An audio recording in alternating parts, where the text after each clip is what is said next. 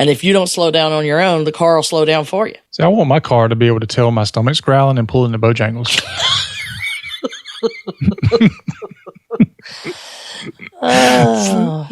So that brings us to healthcare.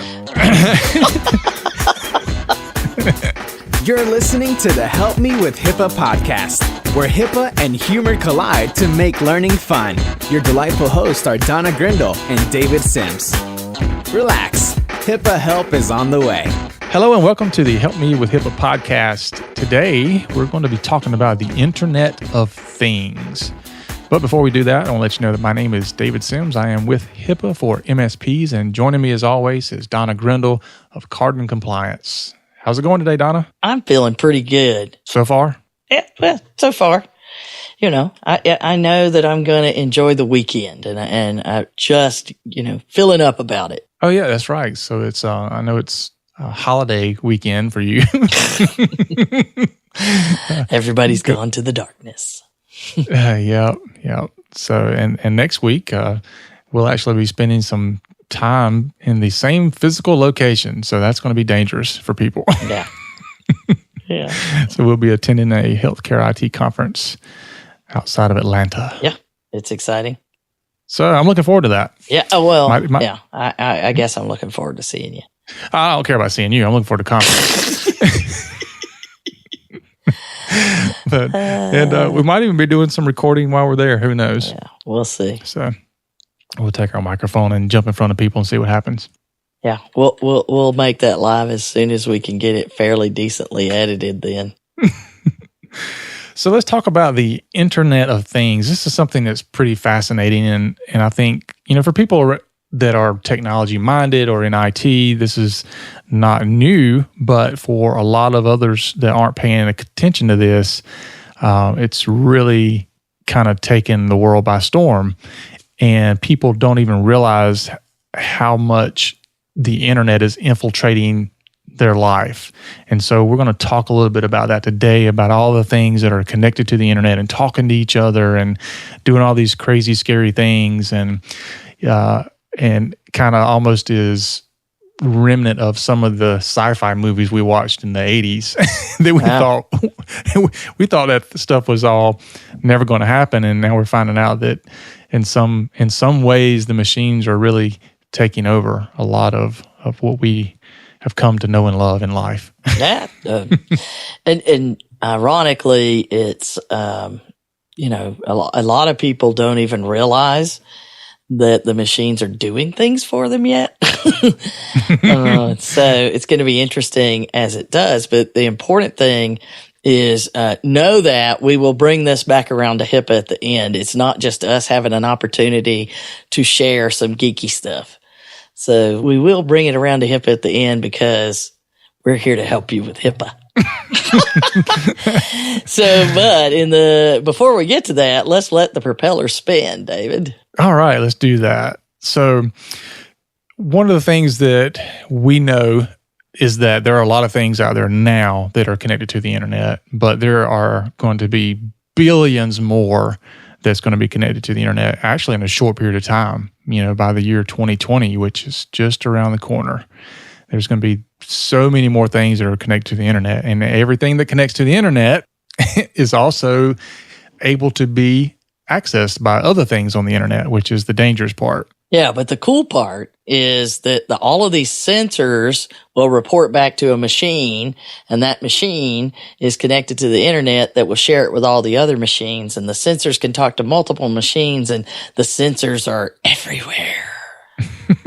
But they do. I mean, some estimates say that it's going to be billions of these objects and sensors out there that are fully functional by 2020. And, 2020 used to sound like a long time ago, or I have great vision. But as we sit here today, it's not even 5 years from now. Yeah, I was watching a movie last night, and they said that by the year 2010, California was supposed to have a massive earthquake, and half of it was going to be in the ocean. Yeah, you never know, right? It didn't happen. The expectations were set. But we know that you see these devices everywhere and you're starting to learn. So the machines are all talking to each other and you hear the terms. We all got used to smartphones and everybody has a smartphone now. Used to, it was just the nerds. And, as soon as the computers that could make phone calls came out, we got all excited. But now that has taken it to the next level. So we talk about smart cars and we talk about smart homes and everything is becoming smart. And it's not just the things that you're thinking about now. I just bought a new car and it's got more technology on it than even I could manage to get to in one day. So I'm so excited about all of the stuff that I can do with the car, and that right now I could turn on and make it start honking its horn and all kinds of stuff from my desk, but I don't think that would be a good idea. But it's not just that kind of stuff. Being able to control your home and your car remotely. And when I'm in my car, all of the things that it senses about the environment and automatically does for me. But everybody's heard about, or most people I would believe at this point have heard about, the Google cars that drive themselves. And that's really what they're working on. And I was talking with one of the guys at a conference that you and I were at, and he had been working in Silicon Valley, working for company that was across the street. It was LinkedIn, is across the street from Google. And he was saying that it's not uncommon that you would be coming out in one of those little cars that just cut you off and take off and there's no driver. And it's the weirdest thing ever. So when we get to that point, me, I get excited about it because now I can do all these other things. But if I want to drive, I can. But trip times and travel times become something because the car is sensing things in front of it and it starts slowing down and it starts responding. So if it can figure out how to drive independently with all those sensors, imagine those sensors going in everything else. And then you get to some really cool stuff. So like, for example, we have a long list of ideas or things that are actually happening now. You just may not know about them, or, because of course, like any other piece of technology, it comes out, it's really expensive. And then as it develops, it becomes less expensive. Mm-hmm. Some of it, not so much. I know that some of the higher end smartphones have not gone down in price necessarily, but they've gone way up in value. So imagine things like, okay, well, I already have a smart TV. Do you have one, David? Yes, I do have a smart TV. Everything I have is smart. I have a smart dog. And a smart rear end. Yeah, there you go. Okay. You went to the other end. You can have smart TVs, but most of the time the TVs are becoming, we call them smart TVs because they could connect to the internet, but they're actually learning things, the ones that the light changes based on what you're watching and all those kind of things, the backlighting. And so they're becoming smarter, and that's the thing that most people hear about. And light bulbs now becoming smarter. They'll, it's not the dusted on stuff where it just notices it's dark. It'll, at a certain time, it'll turn the light on, like the light in your room will come on slowly, like the sun's rising and it slowly wakes you up, those kind of things. Mm-hmm. And smart thermostats where it detects, it learns what you prefer and the temperatures you want at different times. You don't have to try to program it, and it'll detect when there's motion and change things. Mm-hmm. I have. You're talking about the light bulb. I saw an app the other day. I know you use it. It's called If Then Then That. Yeah. If this, then that. If that's what I said. So the IFTTT. Yeah. So yeah, there was a recipe in there where you could cause your lights to check the weather forecast, and if it was raining, then the lights would turn blue in your house. Yeah. It's cool stuff, man. So your light bulbs can check the weather forecast. How crazy is that? I know. Well, and other things too. Your fridge They're actually developing things for like sensors for the pantry and the fridge to detect when you need something and send like, hey, you need milk, pick it up on the way home. Or when you get into what it can happen in business, now you're really getting there. When you get outside the smart home is what we can all relate to, but you get outside of that, it becomes really powerful. They're developing already. This is happening, that they put sensors in the concrete of a building or a structure. So the concrete is smart. Now, come on, smart concrete. Come on. That's pretty awesome. But they put these sensors in there and it detects if there's stress happening in areas, and it gives them ratings of those kind of things. It'll detect stress fractures happening down in the concrete. And you take that and you put it even further and you put it into a bridge. So now a bridge can detect things that may be going on and going wrong within the concrete structure. So those bridge failures that kill people, it could literally just be avoided if we had better concrete on the bridge. And you know, that's amazing.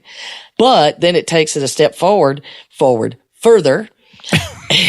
and the sensors detect the temperature as well as if there's ice on the bridge. So now it sends a signal to your car that there's ice on the bridge, and your car will tell you to slow down. There's ice on the bridge up ahead. And if you don't slow down on your own, the car will slow down for you. See, I want my car to be able to tell my stomach's growling and pulling the Bojangles.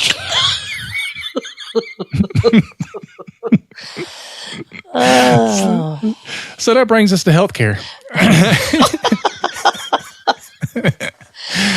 Oh, God. Let's talk about how the Internet of Things has really affected healthcare. I know recently, you know, Fitbit has made a big ripple within healthcare because of its HIPAA compliance that it's saying that it has now, and what all it does and is able to do within healthcare. Well, yeah, because those things can send so many pieces of information. It tells you, you know, how many steps you've taken. Did you go up the stairs? Did you run or walk? And they even have them now. I mean, you can wear them when you're swimming. And it's pretty amazing what they've been able to do with those sensors as they've developed. And now you've got, you know, Apple's getting into it with Apple Health and Apple Watch, where you can actually, this was kind of freaky but cool at the same time, is that you can, if you're connected with somebody, so let's say your significant other, you can hit the little apps and be able to hear their heart beating. Yeah. Okay. I can see some. I just want to know that you're okay. Things. All right, good. Okay. Why is your heart rate so high, honey? Yeah. Why are you out late and your go. heart rate's over 100? What are you doing? Yeah. Yeah. Most people do that. Aw, that's cool that you would want to know that. And you're like, yeah, I want to know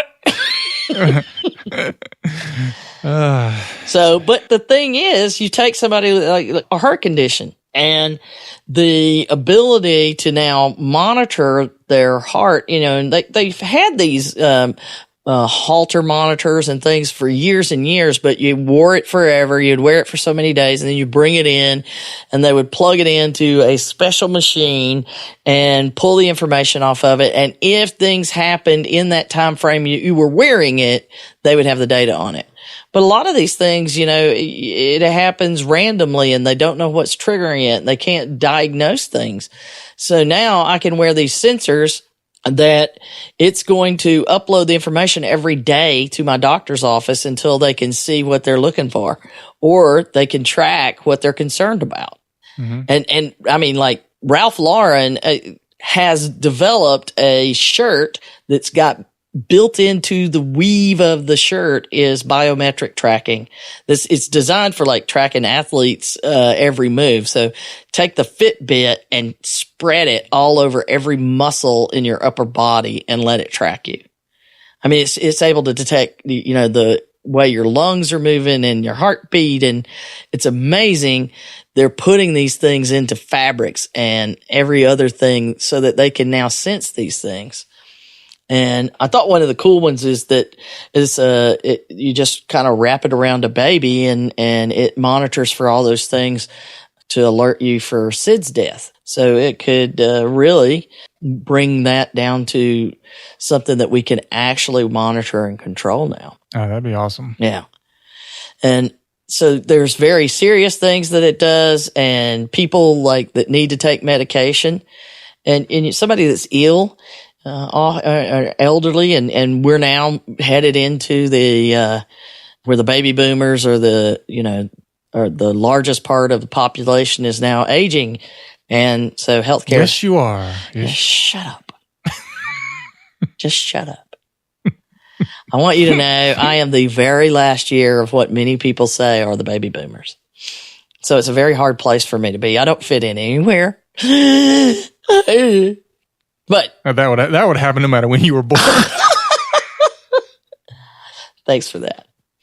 So anyway, they're doing a lot of things around caring for the elderly, and things like there's all kinds of sensors they're doing to keep up of whether you've taken your medication, because you skip the meds and now you got a problem. And and then there's certainly cases where people are psychotic, and if they skip the meds, we could all be in trouble. So how many times do you hear about that? Or they had stopped taking their medication. And so they're doing things now where the pill bottles send out reminders. So you have a special lid and it knows whether or not you've opened it and taken the pill. But the one that's really cool is it's an ingestible sensor that's powered by your stomach fluid. It's getting crazy. I know. I love it, though. You take the pill, and when you take the pill and it hits the acid in your stomach and that turns it on and lets it send out of your belly a notification that you actually took the pill. So that's taking it a big step forward to the ones where it could be a public health issue that they're not taking their meds. Then you get notifications that they are taking them, and we know when they go off them. That would be really cool. I could see a lot of guys really buying into that for some of the medications that they make their girlfriends take. They make their girlfriends take. I see. Make. All right, there you go. You cross that line there. Good thing you're in the Carolinas. But there's all kinds of things like, they'll be able to inject.